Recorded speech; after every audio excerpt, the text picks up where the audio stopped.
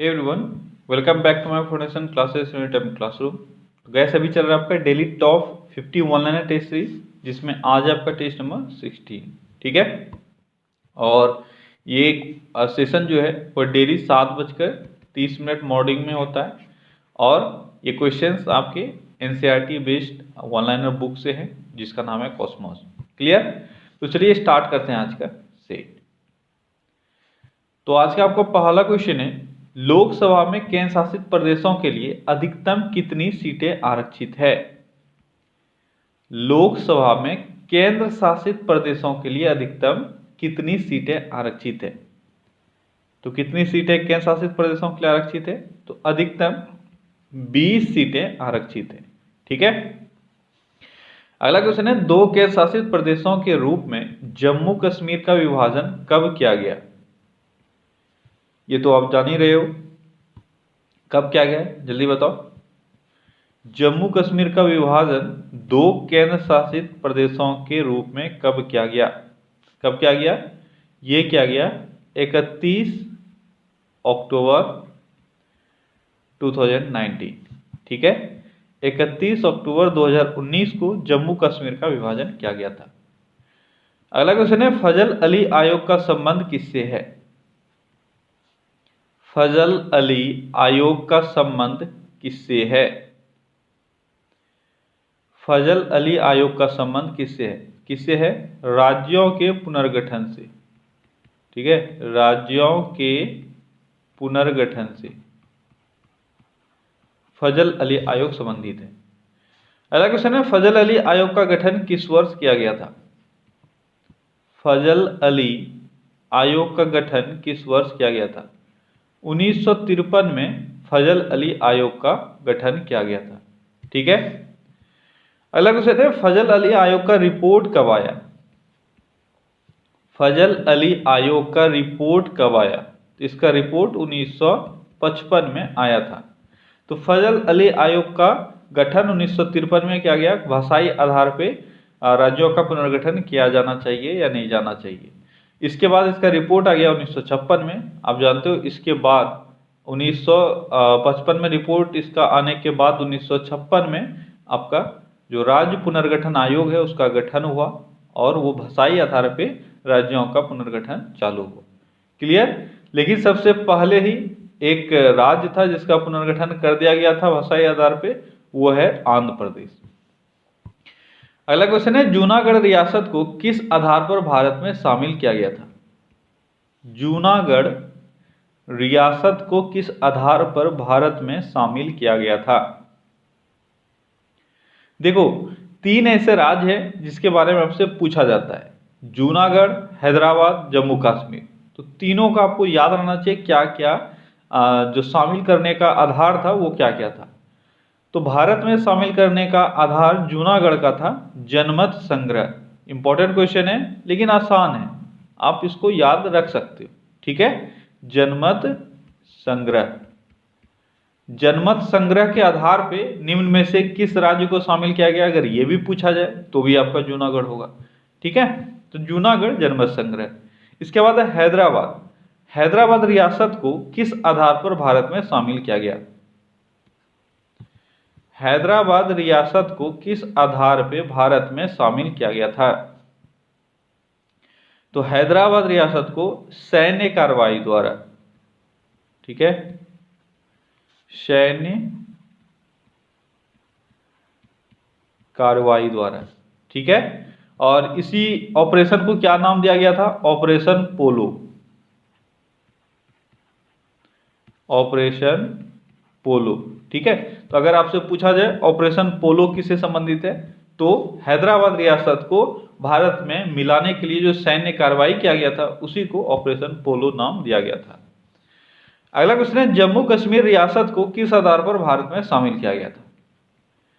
जम्मू कश्मीर रियासत को किस आधार पर भारत में शामिल किया गया था? किस आधार पर? तो विलय पत्र।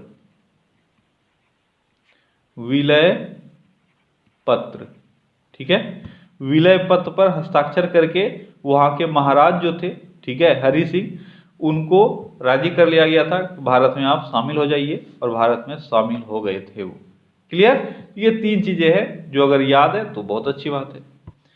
अगला क्वेश्चन है, किसी क्षेत्र के जलवायु को निर्धारित करने वाला मुख्य कारक कौन सा है? किसी भी क्षेत्र के जलवायु को अगर हमें निर्धारित करना है तो मुख्य कारक क्या है? अक्षांशीय अवस्थिति या देशांतरीय अवस्थिति? बस 2 ही ऑप्शन है। इस 2 ऑप्शन में आप बताओ इस सही आंसर क्या होगा। किसी भी क्षेत्र का हम लोग जलवायु कैसे बता सकते हैं, किस आधार पर बता सकते हैं, कैसे बता सकते हैं, जल्दी बताओ। तो किसी भी क्षेत्र का जलवायु अगर बताना हो तो आप उसका अक्षांशीय अवस्थिति अगर देखोगे तो आप उसका जलवायु बता सकते हो। ठीक है। अगला क्वेश्चन है, भारत में ग्रीष्मकालीन मानसून की प्रवाह का सामान्य दिशा कौन सा है? भारत में ग्रीष्मकालीन मानसून, इसका सामान्य प्रवाह का दिशा क्या होता है? भारत में ग्रीष्मकालीन मानसून का जो सामान्य दिशा है वो क्या है? तो भारत में ग्रीष्मकालीन मानसून के प्रवाह का सामान्य दिशा है दक्षिण पश्चिम से उत्तर पूर्व। क्या है?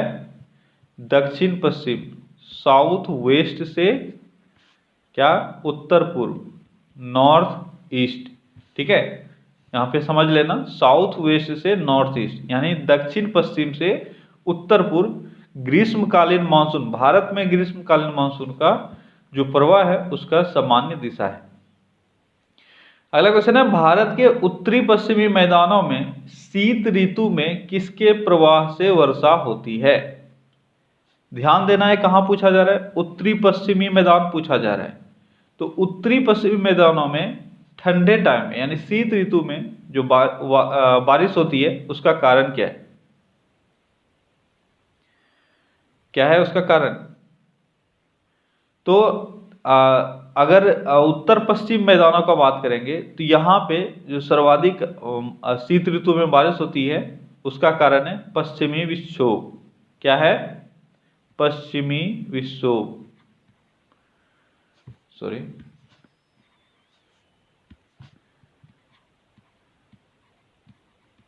पश्चिमी विक्षोभ। ठीक है, इसके कारण सबसे अधिक बारिश होती है। अगला क्वेश्चन है, भारत में किस राज्य में शरद ऋतु में वर्षा होती है? भारत के किस राज्य में शरद ऋतु में वर्षा होती है? तो शरद ऋतु में वर्षा होने वाला जो मेन राज्य है वह है तमिलनाडु। ठीक है, इसके अलावा भी बहुत सारे राज्यों में वर्षा होती है, लेकिन आपके एग्जाम में अभी तक जो भी पूछा गया उसमें मैक्सिमम आंसर जो है वह तमिलनाडु है, तो आपको ये याद रखना है। अगला क्वेश्चन है, भारत में अधिकांशतः कैसा जलवायु पाया जाता है? भारत में अधिकांशतः कैसा जलवायु पाया जाता है? भारत में अधिकांशतः कैसा जलवायु पाया जाता है? तो अधिकांशतः उष्णकटिबंधीय मानसूनी जलवायु पाया जाता है। कैसा? उष्ण कटिबंधीय, ठीक है, उष्ण कटिबंधीय मानसूनी जलवायु, उष्ण कटिबंधीय मानसूनी जलवायु भारत में अधिकतम पाया जाता है। अगला क्वेश्चन है, भारत में सर्वाधिक वर्षा किससे होती है? पश्चिमी विक्षोभ, दक्षिण पश्चिम मानसून, दक्षिण पूर्व मानसून या उत्तर पूर्व मानसून? मैक्सिमम जो वर्षा होती है भारत में वह किससे होती है? मैक्सिमम वर्षा किससे होती है? जल्दी बताओ क्या होगा सही आंसर। तो भारत में मैक्सिमम वर्षा जो होती है वह होती है किससे? तो दक्षिण पश्चिम मानसून से। ठीक है, दक्षिण पश्चिम मानसून मैक्सिमम बारिश होने का कारण है भारत में। ठीक है। अगला क्वेश्चन है, पश्चिम बंगाल में ग्रीष्म ऋतु में चलने वाली पवनों को क्या कहा जाता है? पश्चिम बंगाल में ग्रीष्म ऋतु में चलने वाली पवनों को क्या कहा जाता है? तो पश्चिम बंगाल में ग्रीष्म ऋतु में चलने वाली पवनों को क्या कहा जाता है? ये कहा जाता है, जल्दी बताओ क्या कहा जाता है? ये कहा जाता है काल बैसाखी। काल बैसाखी, ठीक है। अब देखो यहाँ पे थोड़ा सा इसमें अलग अलग टर्म डाल के आपसे पूछा जाता है। कहीं पे आपसे पूछा जाएगा पश्चिम बंगाल में आम्र वर्षा को क्या कहा जाता है, ठीक है। तो इस तरह के क्वेश्चन भी आपसे पूछे जाते हैं, तो आपको ध्यान रखना है आपसे पूछा क्या गया है। क्लियर? तो काल वैसाखी, काल वैसाखी आंसर सेम होगा, काल वैसाखी, चाहे ग्रीष्म ऋतु में पूछा जाए या आम्र वर्षा पूछा जाए पश्चिम बंगाल में क्या है, तो पश्चिम बंगाल अगर टर्म आ गया तो आंसर होगा काल वैसाखी। क्लियर? अगला क्वेश्चन है असम में ग्रीष्म ऋतु में चलने वाली पवनों को क्या कहा जाता है? जनरली 2-3 क्वेश्चन यहां से बनते हैं अलग अलग तरह के, ये आपको याद रखना है और यहीं से आपके एग्जाम में भी क्वेश्चन आ सकते हैं। तो इसको क्या कहा जाता है? तो इसका 2 नाम है। एक तो नॉर्मली हम लोग इसको चाय वर्षा के नाम से जानते हैं, ठीक है। मैं दोनों लिख देता हूं, हो सकता है एग्जाम में कभी आपका दिन खराब हो और आपसे थोड़ा सा अलग क्वेश्चन पूछ लिया जाए। तो इसको क्या कहते हैं? इसको टी रेन, टी रेन या चाय वर्षा, या इसका एक और नाम है बोरडोइसा। क्या नाम है? बोरडोइसिता, बोरडोइसिता, ठीक है। ये भी इसका एक नाम है जो आपसे एग्जाम में पूछा जा सकता है। अगला क्वेश्चन है विषुवत रेखा पर स्थित देशों की संख्या कितनी है? विषुवत रेखा पर स्थित देशों की संख्या। अच्छा, यहाँ पे आपसे आपका और थोड़ा सा क्वेश्चन छूट गया है, मैं चलो बता ही देता हूँ, ठीक है। यहाँ पे 1-2 क्वेश्चन यहाँ से और बनते हैं, चलो मैं ऐसे ही बता देता हूँ। इसके अलावे भी देखो, इसके अलावे जो मैंने अभी 2 बताया, इसके अलावे भी आपका एक तो है चेरी ब्लॉसम, ठीक है। चलो किसी और दिन मैं बता दूंगा, अभी छोड़ दो, चलो अगले सेशन में बता दूंगा। अगला क्वेश्चन है विषुवत रेखा पर स्थित देशों की संख्या कितनी है? विषुवत रेखा पर स्थित देशों की संख्या कितनी है? विषुवत रेखा पर स्थित देशों की संख्या कितनी है?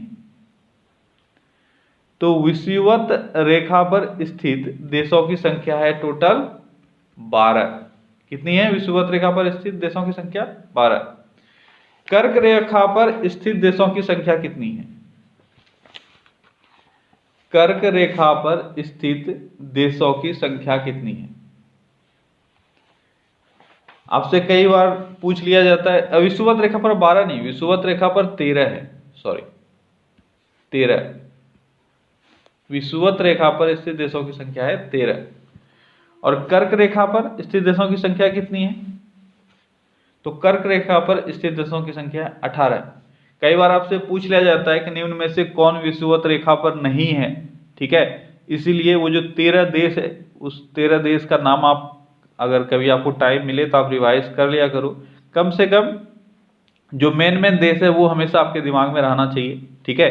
जैसे ब्राजील हुआ, इंडोनेशिया हुआ, जो विषुवत रेखा पर है, और इसके अलावा मालदीव है, आपका कोलंबिया है, ठीक है। तो ये सारे देश हैं। कॉन्गो गणराज्य है, लोकतांत्रिक गणराज्य कॉन्गो जो है वो है, गैबन है। तो ये सारे देश हैं जिसको आपको याद रखना पड़ेगा, ठीक है। और वहीं पे मकर रेखा पर स्थित देशों की अगर संख्या हम लोग बात करें तो कितना होगा मकर रेखा पर? तो मकर रेखा पर है 12। तो यहां से तीनों आपका क्लियर हो गया। मकर रेखा पर 12, विषुवत रेखा पर 13 और कर्क रेखा पर 18। सबसे अधिक देश से जो है वो कर्क रेखा पर है, ठीक है। तो यहां से ये सभी चीजें आपको याद रखनी है। अगला क्वेश्चन है काली मिट्टी का निर्माण किन चीजों के क्षरण से होता है? आपको याद होगा कर्क रेखा भारत से भी गुजरती है, ठीक है। भारत के 8 राज्यों से कर्क रेखा गुजरती है, तो भारत भी एक उसमें ऑप्शन आ सकता है। अब भारत का पड़ोसी देश कौन कौन सा है कर्क रेखा जहां से गुजरती है? जैसे भारत हो गया, चीन हो गया, ठीक है, चीन से भी वो गुजरती है। और इसके अलावा बांग्लादेश हो गया, बांग्लादेश से भी गुजरती है। तो जो भी पड़ोसी देश है कम से कम उतना भी अगर आप याद रखो तो आपके एग्जाम में थोड़ा सहायता मिलेगा। ऐसे तो आपको सारा याद रखना चाहिए, ठीक है। अगला क्वेश्चन क्या है, काली मिट्टी का निर्माण किन चट्टानों के क्षरण से होता है? काली मिट्टी का निर्माण किन चट्टानों के क्षरण से होता है? तो काली मिट्टी का निर्माण आग्नेय चट्टानों के क्षरण से होता है। कैसे? आग्नेय चट्टान के क्षरण से। अगला क्वेश्चन है, संपूर्ण भूपृष्ठ के कितने प्रतिशत भाग पर अवसादी चट्टानें विस्तृत है? अगर अर्ध क्रस्ट का बात किया जाए तो मैक्सिमम पार्ट पे अवसादी चट्टान ही है। ठीक है, लगभग 75% पार्ट पे अवसादी चट्टान फैली हुई है। अगला क्वेश्चन है, एम्फीबोलाइट किस चट्टान का रूपांतरित रूप है? एम्फीबोलाइट, एम्फीबोलाइट कैसा चट्टान है? यह भी आपसे पूछा जा सकता है। ये रूपांतरित चट्टान है। एम्फीबोलाइट किस चट्टान से रूपांतरित होकर बना है? तो ये बेसाल्ट से रूपांतरित होकर बना है। अगला क्वेश्चन है, सिस्ट किस चट्टान का रूपांतरित रूप है? सिस्ट किस चट्टान का रूपांतरित रूप है? सिस्ट रूपांतरित रूप है और यह है बेसाल्ट का। ठीक है, तो बेसाल्ट का दो आप अभी पढ़ रहे हो, एम्फीबोलाइट और सिस्ट, ये दोनों बेसाल्ट का रूपांतरित चट्टान है। अगला क्वेश्चन है, कैंग्लोमेरेट कैसा चट्टान है? कैंग्लोमेरेट कैसा चट्टान है? ऐसा भी क्वेश्चन आपसे पूछा जाता है। कैंग्लोमेरेट तो ये अवसादी चट्टान है। ठीक है, अवसादी चट्टान है कैंग्लोमेरेट। सर्पेंटाइन कैसा चट्टान है? सर्पेंटाइन कैसा चट्टान है? सर्पेंटाइन कैसा चट्टान है? तो ये रूपांतरित चट्टान है। कैसा है? रूपांतरित यानी मेटामॉर्फिक रॉक है।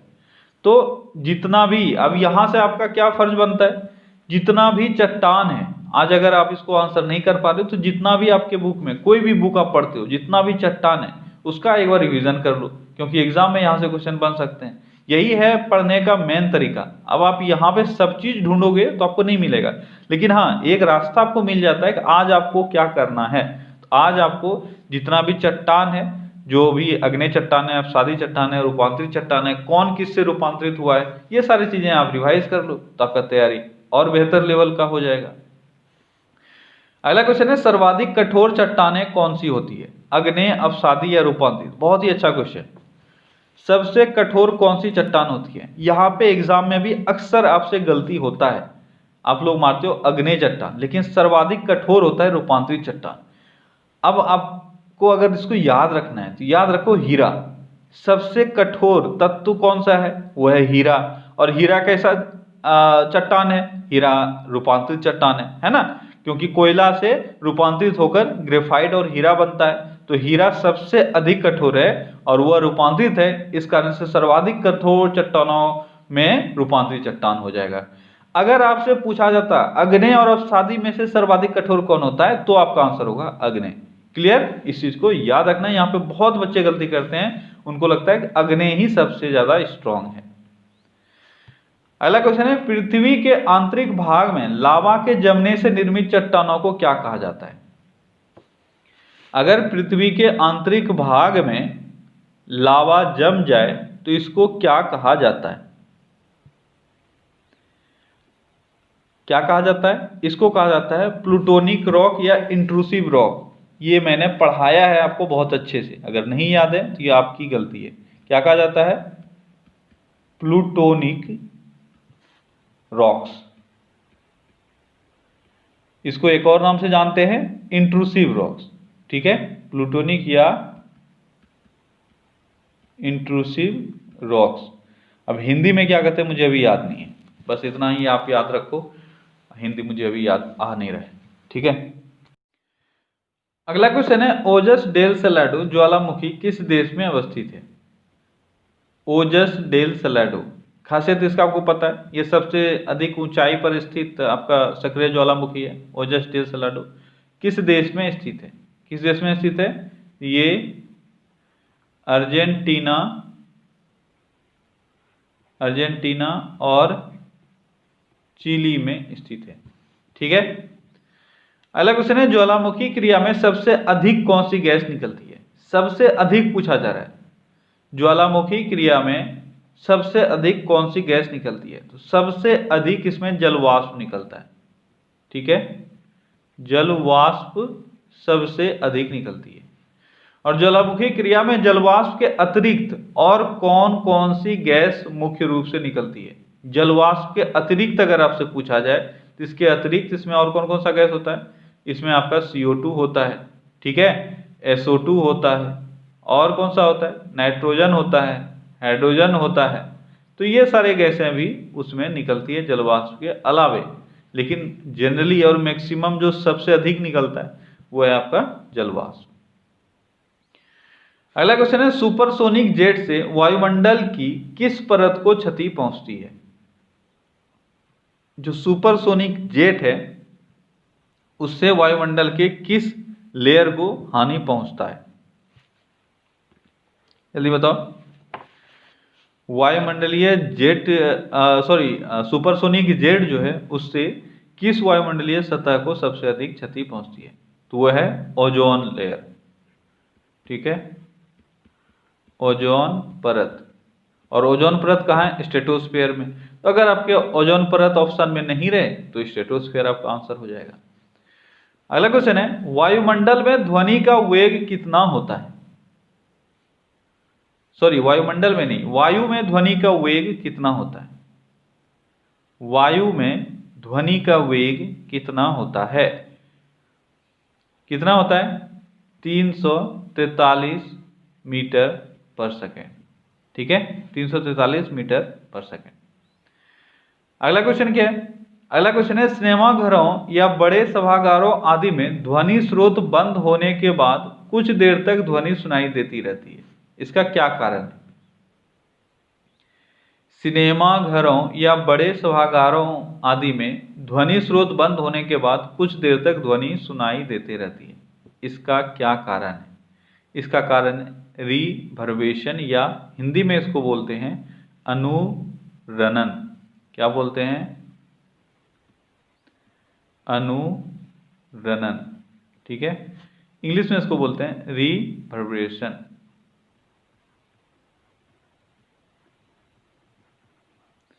अब इसमें समझ लो अंतर थोड़ा सा, ये एक चीज है और दूसरा चीज है एको। तो आपको कंफ्यूज नहीं होना है कि सही में आपसे पूछा क्या जा रहा है। ठीक है, एको और अनुरणन या रिवर्बरेशन में अंतर क्या है? देखो, जब भी आप किसी खाली हॉल में खड़े होते हो, आपके घर में खाली हॉल तो छोड़ो, कोई भी बड़ा सा रूम है उसमें भी आप खड़े रहते हो और बोलते हो कुछ, जैसे उसमें बोलो, आप अपना नाम बोलो या कुछ भी बोलो। मैं बोलता हूँ माई फाउंडेशन क्लासेस, तो देखना आपको कैसा सुनाई देगा, my foundation classes, my foundation classes, my foundation classes. 3-4 बार आपको थोड़ा थोड़ा सुनाई देता है। ठीक है, इसको एको नहीं बोलते हैं, ये एक तरह के वाइब्रेशन की तरह आपको सुनाई देता है, इसलिए इसको रिवर्बरेशन बोलते हैं। ठीक है, और उसका कारण ये है, लेकिन जब आप कहीं पे ऊंचाई पे खड़े हो और आप जोर से आवाज बोलते हो, अपना नाम बोलते हो, टीवी सब में आप देखते हो, पहाड़ पे खड़ा होके हीरो हीरोइन अपना नाम या बॉयफ्रेंड का नाम, गर्लफ्रेंड का नाम, किसी का भी वो लोग बोलते हैं, उधर से बस एक बार सुनाई देता है वही सेम चीज, तो उसको हम लोग एको बोलते हैं। और उसका जो मिनिमम डिस्टेंस होना चाहिए वो होना चाहिए 17 मीटर।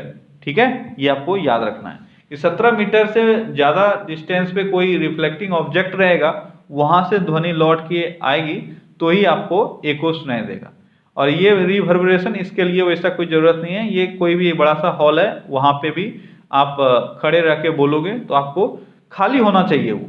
अगर अब्जॉर्बिंग वहां पे अब्जॉर्ब करने वाला मटेरियल लगा हुआ है तो आपका आवाज रिफ्लेक्ट नहीं करेगा फिर। ठीक है, खाली हॉल होना चाहिए तो वहां आपका रिफ्लेक्ट करेगा और 2-3 बार आपको वो सुनाई देगा। अगला क्वेश्चन है, सोनोग्राफी में किस ध्वनि का प्रयोग किया जाता है? ये तो आसान सा क्वेश्चन है। सोनोग्राफी, इसमें अल्ट्रासाउंड का उपयोग किया जाता है। किसका? अल्ट्रासाउंड। ठीक है, अल्ट्रासाउंड आप जानते हो, ये मेनली चिकित्सा में यूज किया जाता है। अगला क्वेश्चन है, साधारण बातचीत की तीव्रता डेसिबल में कितनी होती है? साधारण जो बातचीत हम लोग करते हैं इसमें कितनी डेसिबल की तीव्रता होती है? तो साधारण बातचीत में 30 से 40 डेसिबल, 30 से 40 डेसिबल की तीव्रता होती है। इसको याद रखना, यहाँ से कभी कभी क्वेश्चंस बन जाते हैं, जितना भी लिस्ट यहाँ पे मैं प्रोवाइड करवा रहा हूँ। तेज बातचीत अगर कोई कर रहा है, साधारण बातचीत का 30 से 40 डेसिबल हो गया, वहीं पे अगर कोई तेज बातचीत कर रहा है लगभग 50 से 60 डेसिबल ध्वनि हो सकता है उसका। अगला क्वेश्चन है, तेज संगीत या शोर की तीव्रता डेसिबल में कितनी होती है? अगर कहीं पे लाउड म्यूजिक चल रहा है या कोई शोर हो रहा है तो वहां पे लगभग कितना डेसिबल हो सकता है ध्वनि? तो ये ध्वनि की तीव्रता वहां पे लगभग 80 डेसिबल से अधिक ही होगा। ठीक है, 80 डेसिबल से अधिक। अगला क्वेश्चन है, पेड़ के पत्तों की सरसराहट की तीव्रता डेसिबल में कितनी होती है? पेड़ के पत्तों की सरसराहट, तो ये लगभग 10 से 12 डेसिबल हो सकता है। अगर आपसे पूछा जाए कि फुसफुसा के बात करना, फुसफुसा के बात करना, इसकी तीव्रता कितनी हो सकती है? तो लगभग 12 से 15 डेसिबल या 15 से 18 डेसिबल इस तरह का आपको मिल सकता है, यानी 15 डेसिबल के आसपास होता है जो फुसफुसा के बात करते हो। अगला क्वेश्चन है, सायरन की तीव्रता डेसिबल में कितनी होती है? सायरन की जो ध्वनि, सायरन से जो ध्वनि निकलती है उसकी तीव्रता लगभग कितनी होती है? चाहे पुलिस का सायरन हो या एम्बुलेंस का हो, किसी का भी हो, लगभग 110 से लेकर 120 डेसिबल की तीव्रता हो सकती है। अगला क्वेश्चन है, जेट विमान द्वारा उत्पन्न ध्वनि की तीव्रता डेसिबल में कितनी होती है? जेट विमान, तो जेट विमान लगभग 140 से 150 डेसिबल की ध्वनि को उत्पन्न करता है। अगला क्वेश्चन है, कारखानों द्वारा उत्पन्न ध्वनि की तीव्रता डेसिबल में कितनी होती है? कारखानों के द्वारा या जो भी फैक्ट्री में यंत्र वगैरह यूज किए जाते हैं, ठीक है, उनके द्वारा लगभग 100 से 120 डेसिबल ध्वनि उत्पन्न किया जा सकता है। तो ये सारी चीजें हैं जिसको आपको याद रखना है। अगला क्वेश्चन है, WHO के अनुसार किस तीव्रता वाले ध्वनि मानव के लिए सबसे उपयुक्त है? WHO की अगर माने तो हमें लगभग 45 डेसिबल की ध्वनि तक को नॉर्मली हमारे कान पे कोई बुरा असर नहीं डालता है। इसलिए जो साधारण बातचीत है 30 से 40 डेसिबल होता है। इससे थोड़ा सा ऊपर भी अगर हम लोग सुन लें, 45 डेसिबल अगर सुन लें तो हमें कोई फर्क नहीं पड़ेगा। लेकिन जैसे ही 45 से 80 के बीच में हम सुनते हैं तो 45 से 80 या 85 के बीच में हमारे कान पे थोड़ा थोड़ा असर होता है। और अगर 85 से अधिक ध्वनि को हम लोग ज़्यादा देर तक सुनते रहते तो हमारा कान जो है वह प्रॉब्लमेटिक होने लगता है। ठीक है, इसलिए 85 डेसिबल से ऊपर की ध्वनि में हमें ज़्यादा देर तक नहीं रहना चाहिए। ठीक है, अगला क्वेश्चन है, जब सितार और बांसुरी पर एक ही स्वर बजाया जाए तो उनसे उत्पन्न ध्वनि का विभेद किस आधार पर किया जा सकता है? सितार और बांसुरी पर एक ही स्वर अगर बजाया जा रहा है तो जो ध्वनि उत्पन्न होगा उसका विभेद हम लोग किस आधार पे कर सकते हैं? किस आधार पे कर सकते हैं? तो ध्वनि गुणता के आधार पे। ठीक है, ध्वनि गुणता, ध्वनि गुणता के आधार पे। ठीक है, इंग्लिश में इसको बोलते हैं साउंड क्वालिटी, साउंड क्वालिटी या टिम्ब्रे। ठीक है, तो इसके आधार पे हम लोग क्या कर सकते हैं? अगर सितार और बांसुरी पर एक ही धुन बजा रहे हैं तो उसको भी हम लोग डिफ्रेंशिएट कर सकते हैं। अगला क्वेश्चन है, तापमान के घटने पर ध्वनि के वेग पर क्या प्रभाव पड़ेगा? तापमान अगर घट रहा है तो ध्वनि का वेग घटेगा, बढ़ेगा या अपरिवर्तित रहेगा? तो तापमान के घटने से ध्वनि का वेग भी घटता है। ठीक है, अगला क्वेश्चन है, ध्वनि के अध्ययन को क्या कहा जाता है? ध्वनि के अध्ययन को क्या कहा जाता है? ध्वनि के अध्ययन को क्या कहा जाता है? क्या कहा जाता है? एकॉस्टिक्स। ठीक है, एकॉस्टिक्स, ये तो आप सभी जान रहे होंगे। एकॉस्टिक्स कहा जाता है ध्वनि के अध्ययन को। अगला क्वेश्चन है, ध्वनि का तारत्व किस पर निर्भर करता है? ध्वनि का तारत्व यानी पिच किस पर निर्भर करता है? आवृत्ति, गुणता या तरंगदैर्घ्य? ध्वनि का पिच किस पर निर्भर करता है? तो ध्वनि का पिच आवृत्ति पर निर्भर करता है। ठीक है, कोई यहाँ पे कंफ्यूजन आपको नहीं होना चाहिए, आपको याद रखना ही पड़ेगा, नहीं तो एग्जाम में भी आप गलती करके आओगे। इसलिए ये जो भी ऐसे क्वेश्चंस हैं सबका आंसर एग्जैक्ट आपको याद रहना चाहिए, कोई किंतु परंतु नहीं होना चाहिए। अगला क्वेश्चन है, मानव द्वारा श्रव्य तरंगों की आवृत्ति कितनी होती है? मतलब हम लोग जो ध्वनि तरंगें सुन सकते हैं इसका आवृत्ति कितना होता है? कितना होता है? 20 हर्ट्ज से लेकर, कितना होता है? 20 हर्ट्ज से लेकर 20,000 हर्ट्ज तक। ठीक है, 20 हर्ट्ज से लेकर 20,000 हर्ट्ज तक जो ध्वनि उत्पन्न होता है वो हम लोग सुन सकते हैं। ठीक है, ये ध्वनि है हम लोग के सुनने के लायक। अगला क्वेश्चन है, महिलाओं की आवाज पुरुषों की अपेक्षा अधिक तीक्ष्ण होती है। महिलाओं की आवाज पुरुषों की अपेक्षा अधिक तीक्ष्ण होती है क्योंकि महिलाओं की आवाज का डैश अधिक होता है। महिलाओं की आवाज पुरुषों के आवाज से अधिक तीक्ष्ण होता है, क्या कारण है इसका? क्या कारण है इसका? क्योंकि महिलाओं की आवाज का तारत्व अधिक होता है। यहां आपके ऑप्शंस भी दिए हुए हैं, तारत्व, प्रतिध्वनि, ध्रुवन या वेग। तो आपका सही आंसर है तारत्व। ठीक है, महिलाओं के ध्वनि का तारत्व अधिक होता है, इसलिए हमें वह अधिक तीक्ष्ण सुनाई देता है।